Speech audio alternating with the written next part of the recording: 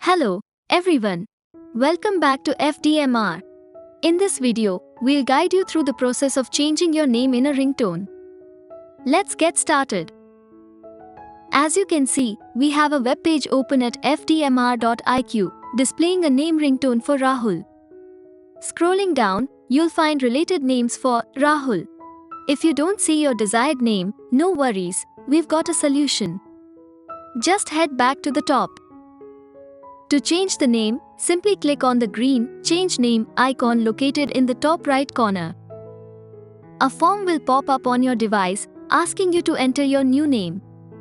Once you've done that, click Yes. After clicking Yes, a new web page for the entered name, like Rahul Gupta, will appear. If you want to customize it further, like changing the name to Kapil, just enter the new name and click Yes again.